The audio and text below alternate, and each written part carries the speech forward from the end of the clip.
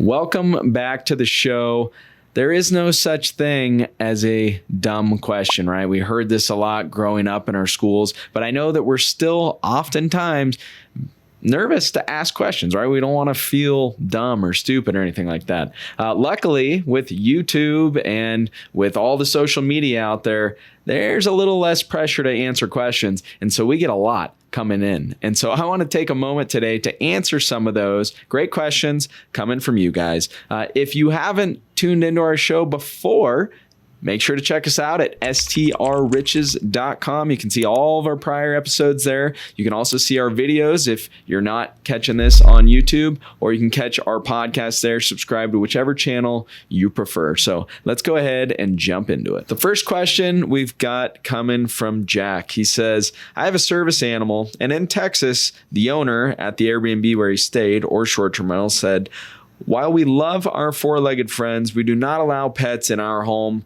We have a strict policy to ensure our home is in perfect condition for all of our guests. We have a short time to make sure our home is clean for our next guests, so we'll likely need to hire additional help to take care of any pet hair left behind.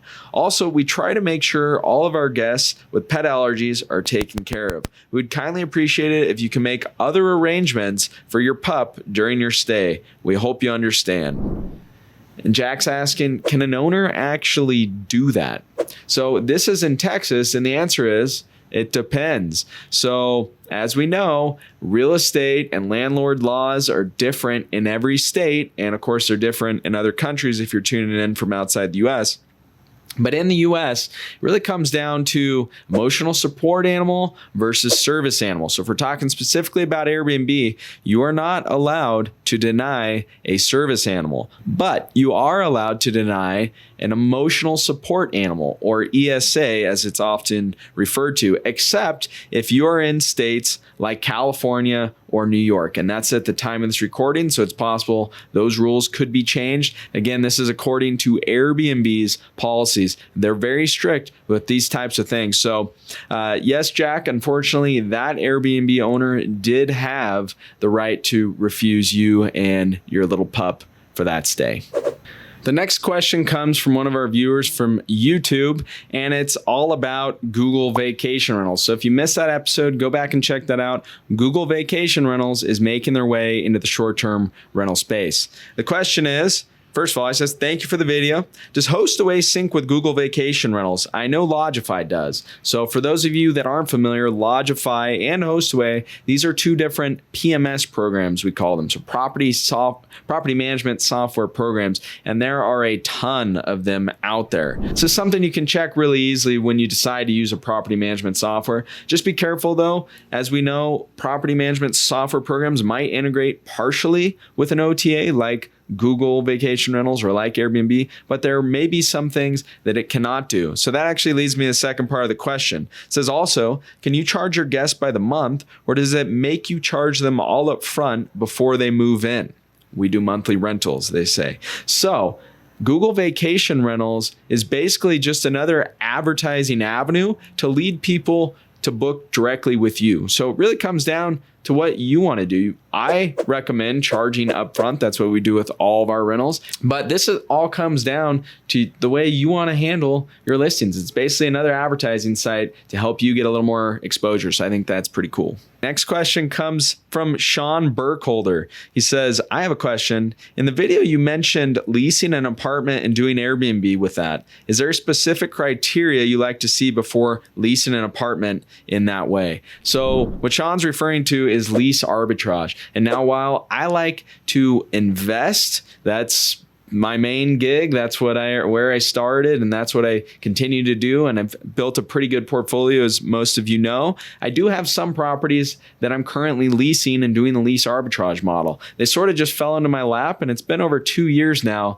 since my team and I have been managing those. They've done really well, and so we've done a few episodes on that.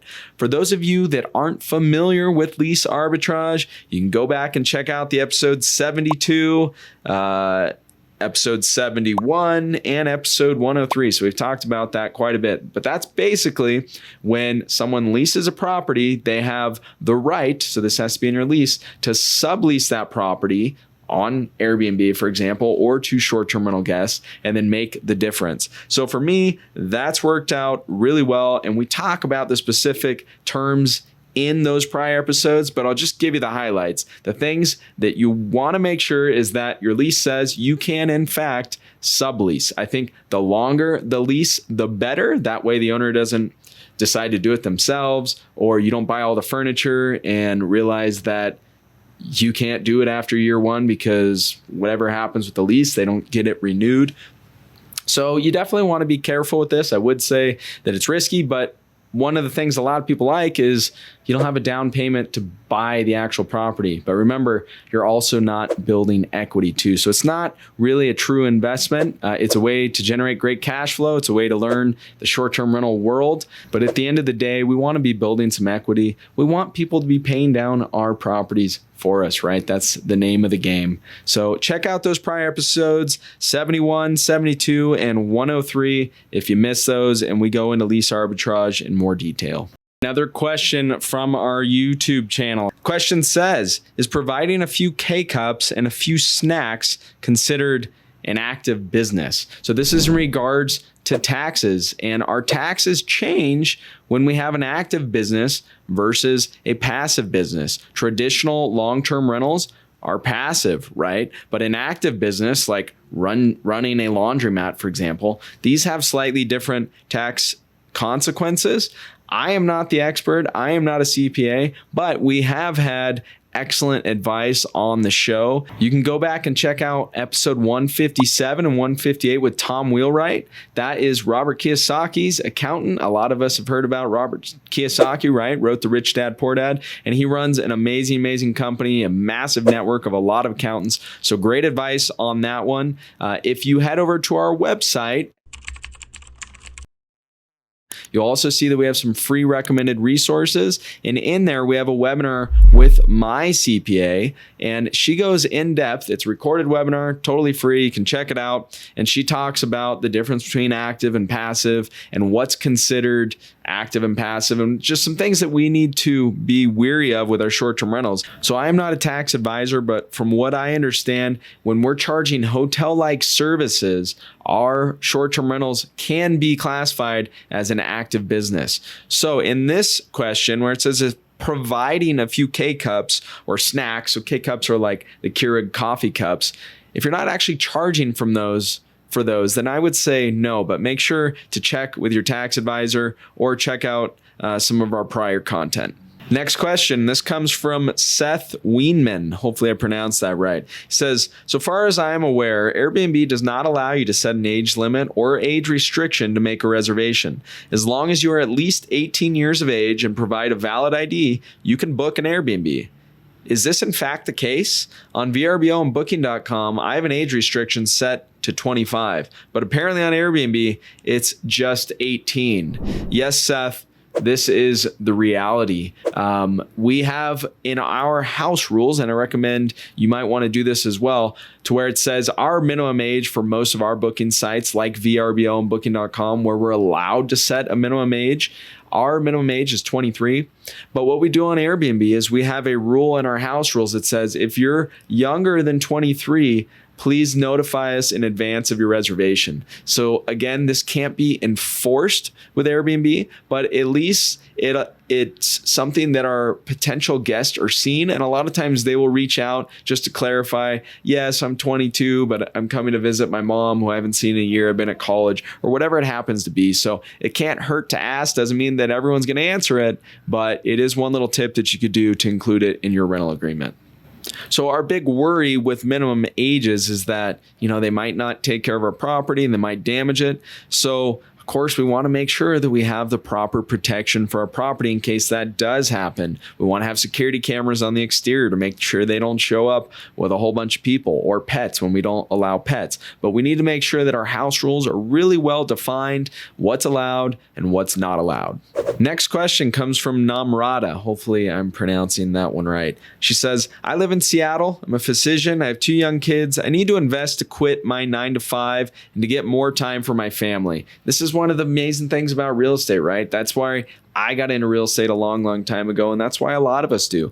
we can set up all these systems, including with our short-term rentals, passive systems where we can remove or outsource most of the responsibilities, get back that time so we can spend it with the ones we love, our friends, and experiencing the world. So she says, biggest question, which market to invest in this high interest rate will earn the highest COC return? So COC, that's cash on cash. So this is the question of the day. I mean, this is a tough one, and this is the most common question that we always get. So I can just give some basic guidelines around this and my personal opinion. So I would say in this current market that affordable markets are going to be some of those that are going to outperform the more expensive markets like Seattle, Los Angeles, Miami, those types of markets, because more people are moving to those markets. So we have a higher demand going to these places like Florida, like Texas, like Tennessee.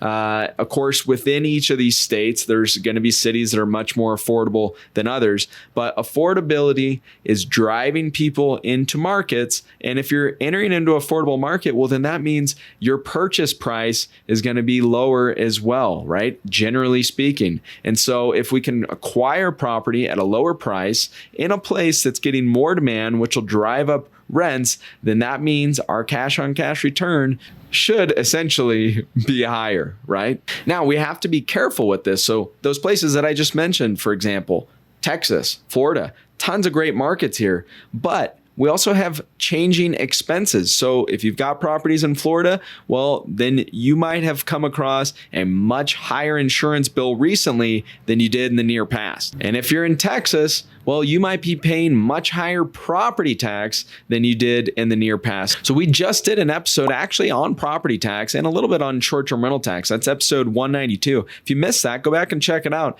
because you might be able to save a little bit on your property tax. So I would say, Namrata, really, the affordable markets are going to have lower acquisition prices. And if we choose the right ones, then we're going to have more demand going there, which should boost our rents and should boost our returns. We got to be careful that we're not getting into a market that has much higher expenses than it did recently. So that would be my answer in a nutshell, but this is a tough one to answer. If you think you found the affordable market, well, the best thing to do is just run potential numbers, run potential cash flow numbers and compare that with another market. That's going to help you make a decision. So I hope you found this episode helpful, a little insightful. If you've been enjoying the show, I would really appreciate it if you wouldn't mind heading over to iTunes or Spotify, or if you're watching this on YouTube, just leaving us a like, leaving us a comment, subscribing. And until next time, I hope you have a fabulous week.